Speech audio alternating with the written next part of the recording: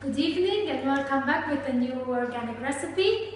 Finally we managed to post a new one. It took us so long, the kitchen even changed. Today we are going to prepare a meat-free ragu sauce. The ingredients that we will need are extra virgin olive oil, half a glass of red wine, spring onions, 100 grams of soy flakes, tamari soy sauce, 700 ml of tomato puree, also called passata, and pink salt. Our first step is to pour some extra virgin olive oil in a pan heated on medium fire. In this case we used our extra virgin olive oil. It is a monocultivar oil, so it means it comes only from one type of olive, which is the coratina, typical olive of Puglia. Then we can add our previously chopped spring onions.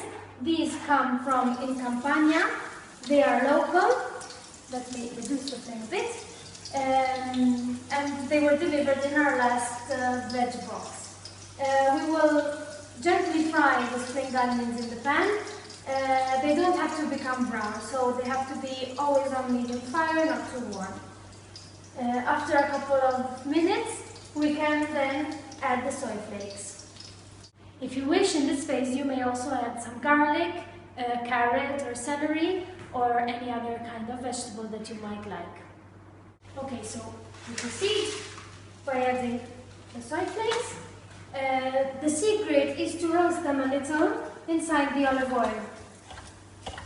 This will let the flavors mix well together, and the soy flakes will absorb them in this process.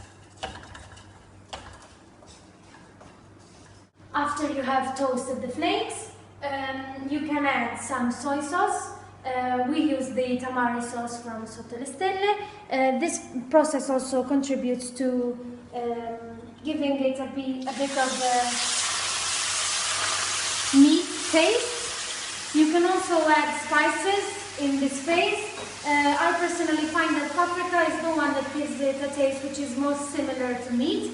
So if you want to mock the taste of meat, I suggest you use paprika and a few cloves, which you will then have to remove while the meat sauce is cooking. When the soy sauce has been completely absorbed, you can proceed and add the red wine.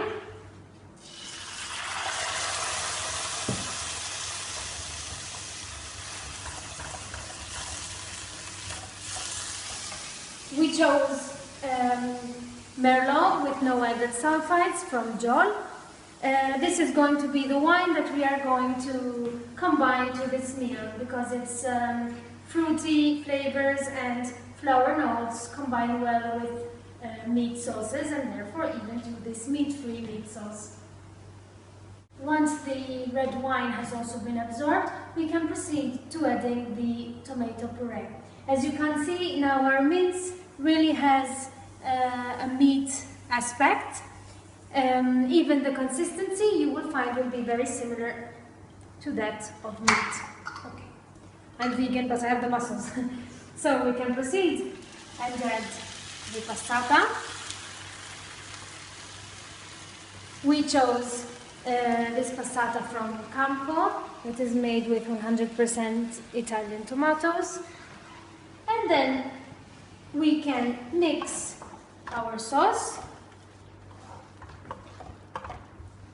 Add some salt. We chose the Himalayan pink salt. We used the one from Sotto le Stelle. Okay. And then, once we have mixed it well, we can cover it and leave it on the fire for at least 2 hours. The trick to having a very, very good ragu is leaving it a lot on the fire and cooking it very slowly. The water, of course, will dry up in the process, so you will have to add water when you see that it has dried too much, and you continue for about 2-3 hours. So this is the end result. You can see from up close that the consistency is almost the same to that of meat. A lot of our guests actually couldn't notice the difference. The ingredients inside the ragu can be considered to be cooked about 20 minutes after it starts boiling. However, we do recommend that you wait those 2 hours until all the flavors have blended in, but if you don't have time, you can eat it after around 20-25 minutes. What we suggest to do with this meat sauce is, of course, combine it with pasta. We suggest thin and long pasta, which goes better with ragu, or else you can use it in any other recipe that calls for meat sauce. So, for example, as fillings, or in lasagna, or any other recipe which you may like to combine with this sauce. Thanks again for watching, and see you next time with a new recipe.